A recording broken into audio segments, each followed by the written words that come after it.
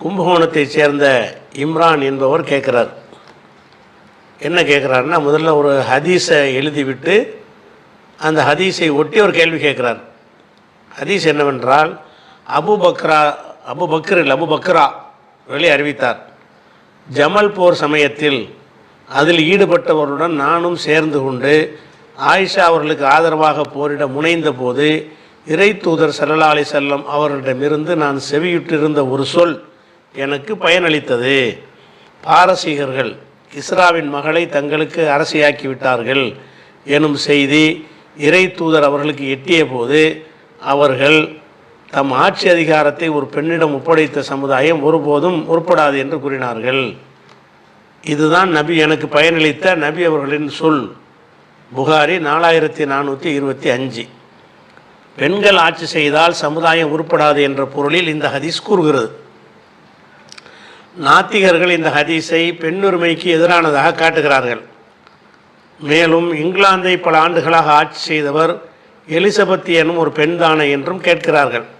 இங்கிலாந்து உருப்படாமல் சென்று விட்டதா என விமர்சித்து உள்ளனர். இந்த ஹதீஸின் விளக்கம் என்ன? பெண்கள் ஆட்சிக்கு வரக்கூடாது என்பது தலைமை பொறுப்புக்கு மட்டுமா அல்லது மற்ற சிறு பதவிகளுக்குமா? அவர்கள் ஆட்சி செய்வதை இஸ்லாமியன் தடுக்கிறது? இவ்வளவையும் சேர்த்து இம்ரான்கிறவர் கேட்குறார். இந்த கேள்வியை இன்னும் கொஞ்சம் விளக்கி விட்டு சொன்னால் தான் உங்களுக்கு புரியும். இந்த கேள்வி என்னன்னு கேட்டால், ஆயிஷா நாயகி அவர்களுக்கும் அலி அவர்களுக்கும் நடந்த போர் வந்து ஒட்டக போர்னு சொல்லுவாங்க, ஜமல். எதுக்கு இந்த போர் நடந்தது என்று கேட்டால், உஸ்மான் ரலியல்லாஹு அன்ஹு அவர்கள் படுகொலை செய்யப்பட்ட பிறகு அந்த கொலையாளிகள் மீது அலி நடவடிக்கை எடுக்கவில்லை. எடுக்காது மாத்திரம் இல்லாமல் அந்த கொலையாளிகளுக்கு பதவிகள் எல்லாம் கொடுத்தார், பக்கத்தில் வைத்து கொண்டார். அப்போ இவர் மீது ஒரு சந்தேகம் சமுதாயத்துக்கு ஏற்பட்ட அடிப்படையில் தான் ஆயிஷா நாயகி என்ன செய்கிறான். அப்போ ஆயிஷா நாயகி மற்றவங்களாம் ஹஜ்ஜிக்கு போயிருக்கிறாங்க.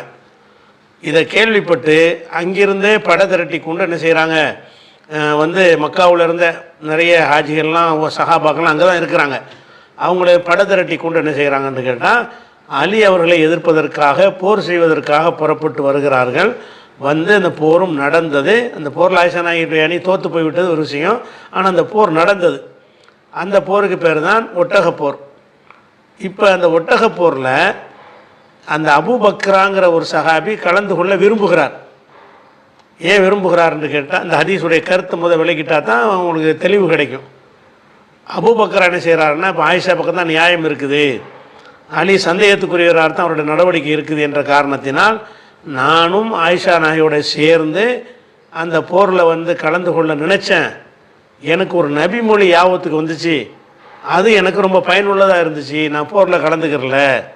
அது என்ன நபிமொழி என்று கேட்டால், கிஸ்ராங்கிற ஒரு மன்னருடைய மரணத்திற்கு பிறகு அந்த நாட்டு மக்கள் கிஸ்ராவுடைய மகளை ராணியாக ஆக்கிய போது இந்த செய்தி நபிகள் நாயகத்திற்கு கிடைத்த போது அவங்க என்ன செஞ்சாங்கன்னு கேட்டால், எந்த சமுதாயம் ஒரு தன்னுடைய ஆட்சி பொறுப்பை பெண்ணிடத்தில் ஒப்படைத்தார்களோ அவங்க வெற்றி பெற மாட்டார்கள் அப்படின்ற ஒரு ஹதீஸு ஒரு யாவத்துக்கு வருது. இதை யாவத்துக்கும் என்ன செய்கிறாருன்னு கேட்டால், நம்ம இப்போ போருக்கு போனோம்னா ஆயிஷா தலைமையில் போகிறோம். பெண் தலைமை ஏற்றால் வெற்றி பெறாதுன்னு ரசூலுல்லாஹ் சொல்லியிருக்கிறாங்க.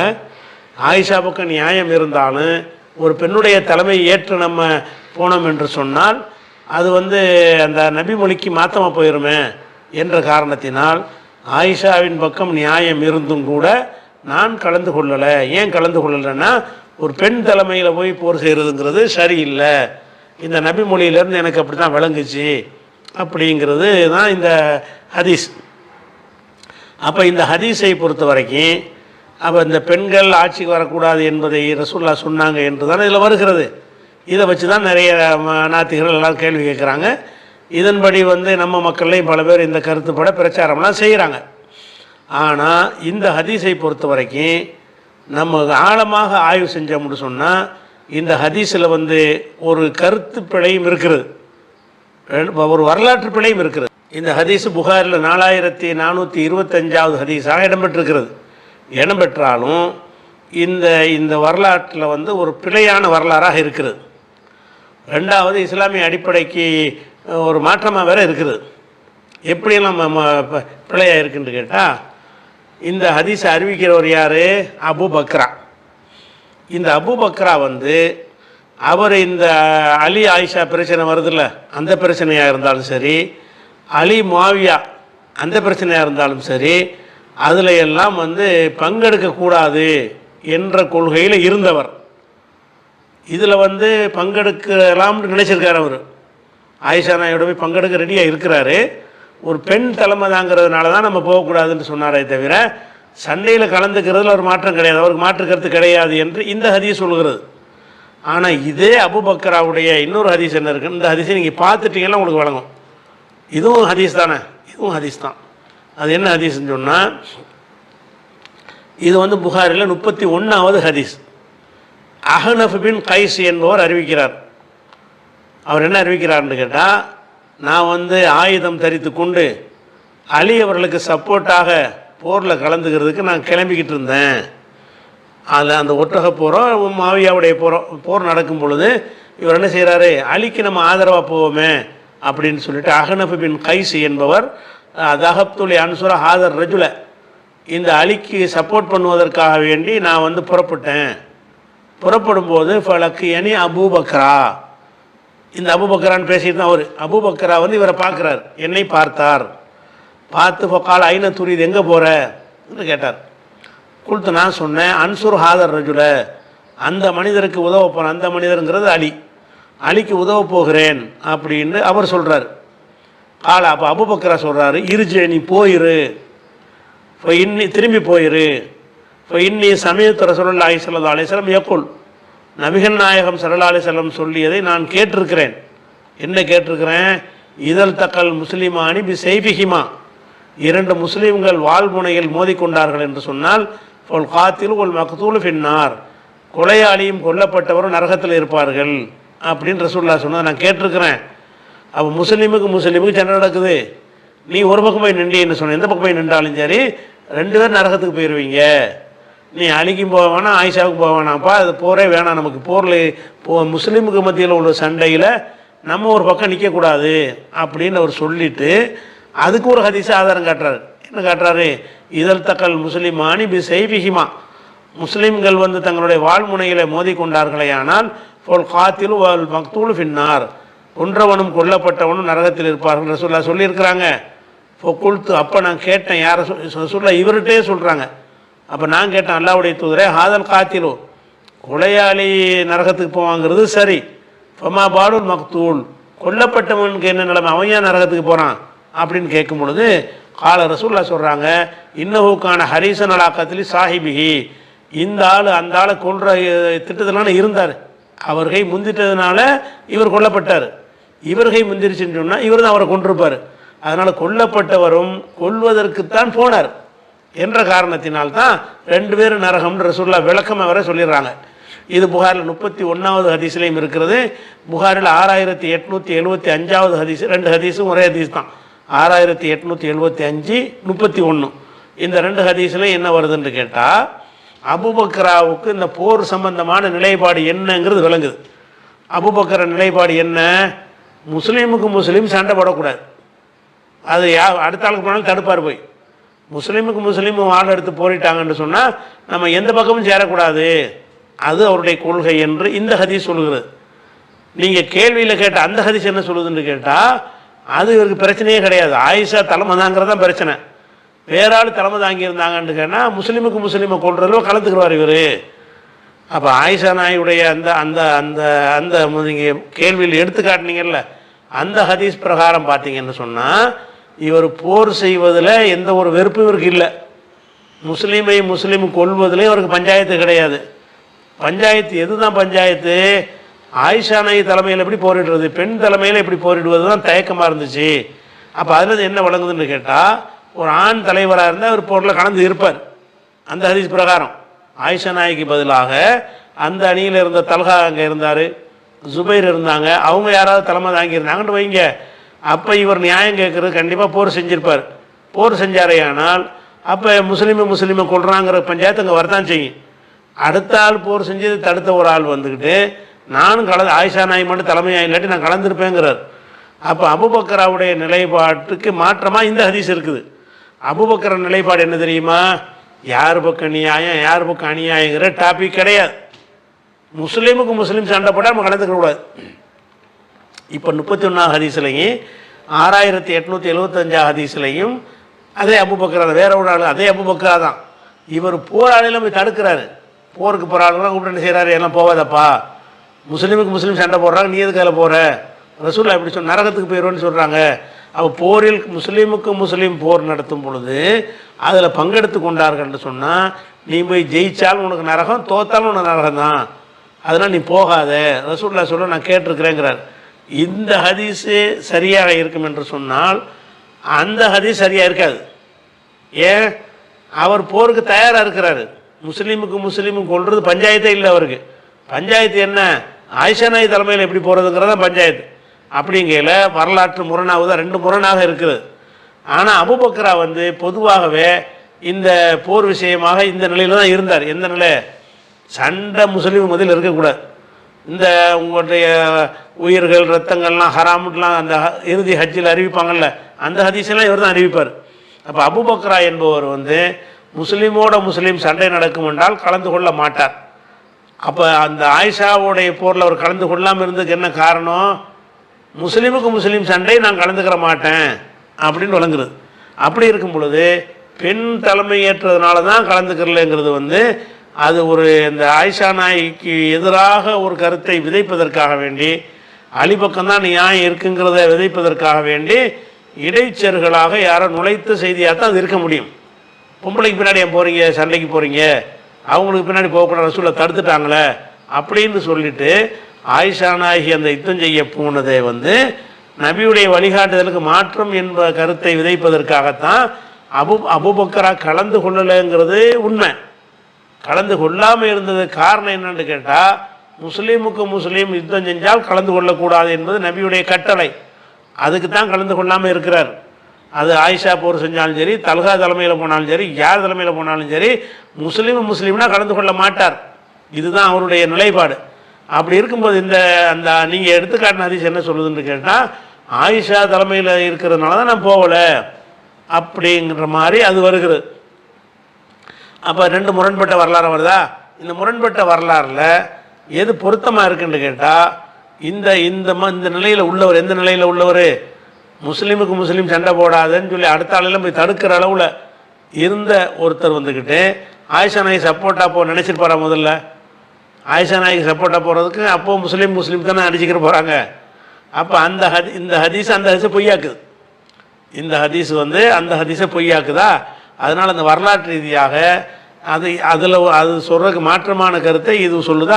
அந்த அந்த செய்தி டவுட் வருது. இப்போ இதை ரசூலுல்லாஹ் சொல்லியிருப்பாங்களா, அபூபக்கரா கலந்து கொள்வதற்கு இதை காரணமாக காட்டியிருக்கிறாரு, இது அப்படி நடந்து இருக்குமா, அவர் தான் அந்த கொள்கையிலேயே போருக்கு போகக்கூடாதுங்கிற கொள்கை உள்ளார்ல அவர்.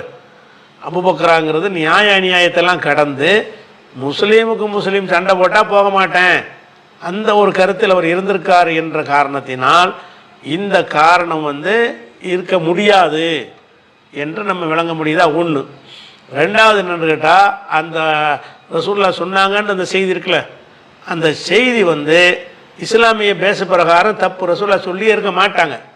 ஏன்னு கேட்டால், அந்த பாரசீகர்களுக்கு இந்த அம்மாவை இந்த கிஸ்ராவுடைய மகளை ராணியாக்குறதுக்கு பதிலாக மகன் ஆக்கியிருந்தாங்கன்னு வைங்க, அப்போ வெற்றி பெற்றுவாங்களா அவங்க? காஃபியருக்கு எவன் ஆட்சிக்கு வந்தாலும் வெற்றி பெற மாட்டாங்க.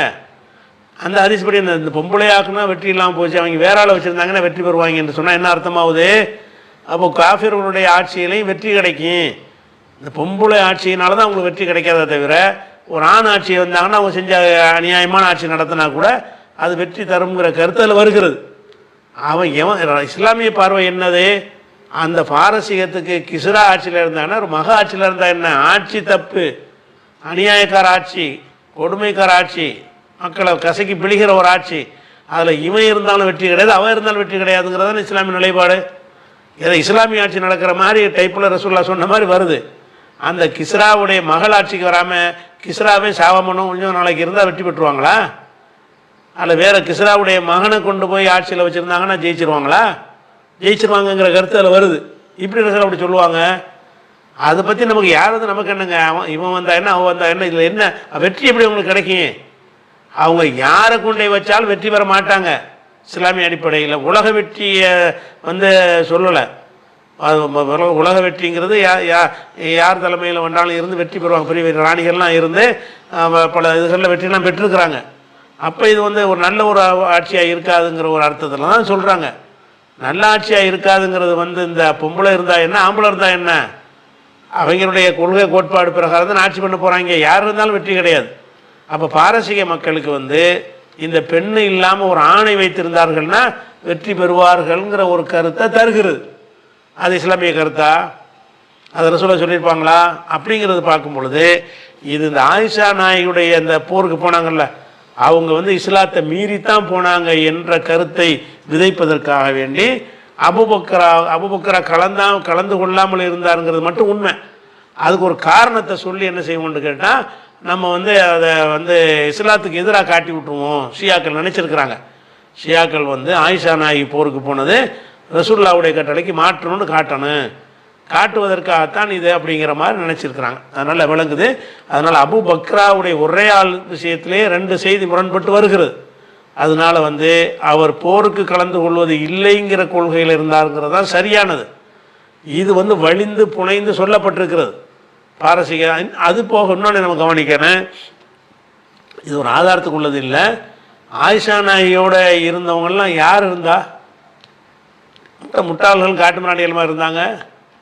இந்த ஒரு பேசிக் இஸ்லாத்தில் இருக்கும் என்று இருந்தால் ஆயிஷா நாயகி தலைமையேற்று சொர்க்கவாசிகள்னு சொல்லப்பட்ட வந்து தல்ஹா அதில் ஒரு ஆளாக போய் தளபதியாக போயிருப்பாரா? ஜுபைர் போயிருப்பாரா? இன்னும் எக்கச்சக்கமான சகாபாக்கள் போனாங்க.